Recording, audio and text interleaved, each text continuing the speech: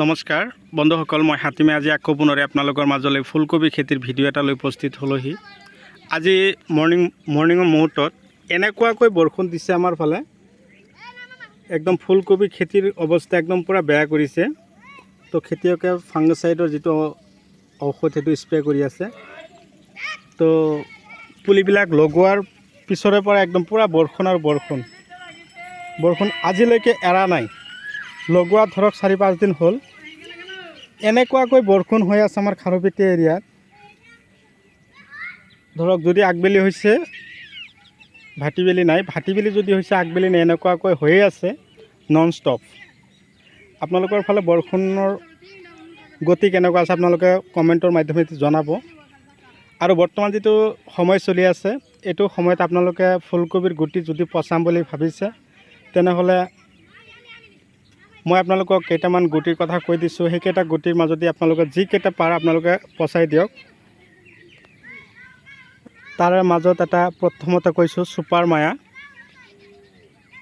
চিনজিন্দা কোম্পানীৰ 1522, চেমিনিছৰ আণ্ডাৰৱৰ্ল্ড, এইটো হ'ল বন্ধাকবি, 4150 সেইটো ফুলকবি। এনেকুৱা ধৰণৰ বিধানবিলাক আপোনালোকে বজাৰৰ পৰা ক্ৰয় কৰি আপোনালোকে লগাবৰ কাৰণে প্ৰস্তুতি ল'ব। ভিডিঅ'টো কোন ঠাইৰ পৰা চাই আছে কমেণ্টৰ মাধ্যমেৰে জনাব। চাই যদি ভাল লাগিছে আপোনালোকৰ মূল্যৱান আঙুৰ এটা লাইক দি দিব। বেলেগক চাবৰ কাৰণে সুবিধাৰ্থে আপোনালোকে মোৰ ভিডিঅ'টো যিমান পাৰে শ্বেয়াৰ কৰিব। যদি মোৰ ভিডিঅ'টো ইউটিউব চেনেলত চাই আছে তেনেহ'লে মোৰ চেনেলটো ছাবস্ক্ৰাইব কৰি দিব আৰু কাষত থকা বেল ঘণ্টিটো লাহেকৈ বজাই দিব। যদি ভিডিঅ'টো আপোনালোকে ফেচবুক পেজত চাই আছে তেনেহ'লে মোৰ পেজটো ফ'ল' কৰিব। এনেকুৱা ধৰণৰ উন্নত ভিডিঅ'বিলাক যাতে আপোনালোকে পাই থাকে আৰু সেইমতে খেতি কৰি আপোনালোকেও আগুৱাই গৈ থাকে, মই তাকে কামনা কৰিছোঁ। তো কথা হ'ল, এই খেতিত যে পুলিবিলাক লগোৱা হৈছে, কিমান দূৰত্বত দিয়া হৈছে, খেতি কৰাৰ আগমুহূৰ্তত কিমান গোবৰ সাৰ দিয়া হ'ল,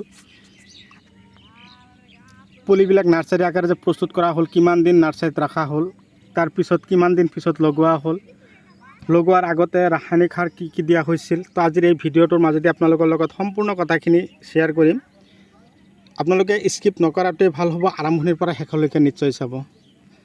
যিটো খেতি আপোনালোকক দেখুৱাই আছোঁ, এইটো খেতিত দিয়া হৈছে যিটো চিনজিন্দা কোম্পানীৰ 1522, এইটো ফুলকবিৰ পুলি দিয়া হৈছে। আপোনালোকে প্ৰথমতে নাৰ্চাৰী আকাৰে পুলিবিলাক প্ৰস্তুত কৰিব। 1ৰ পৰা আৰম্ভ কৰি 27ৰ পৰা 30 দিন, মোটামুটি 1 মাহৰ ভিতৰত আপোনালোকে পুলি খেতিত লগাই শেষ কৰিব লাগিব।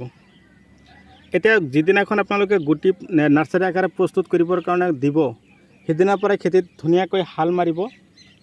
এই পদ্ধতিমতে হাল চাল মাৰি একদম পূৰা গোবৰ সাৰ যিমান পাৰে আপোনালোকে দি প্ৰতি বিঘাত আপোনালোকে 1 ট্ৰাককৈ গোবৰ দিব।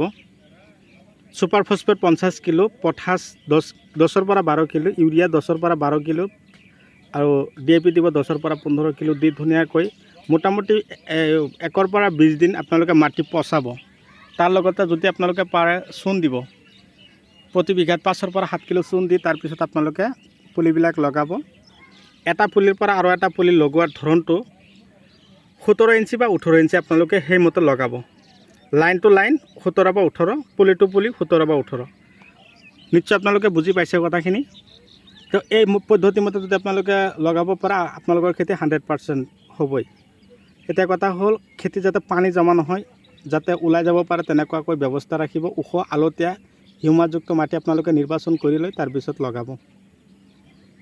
এটা কথা হ'ল, এই খেতিত যে আজি বৰষুণ অলপ বেছিকৈ দিছে, তাৰ কাৰণে আপোনালোকে কি কৰিব, ধৰক জুডিঅ' আছে, জুডিঅ' পাৱাৰ আছে, গছৰ গুৰিত স্প্ৰে কৰিব।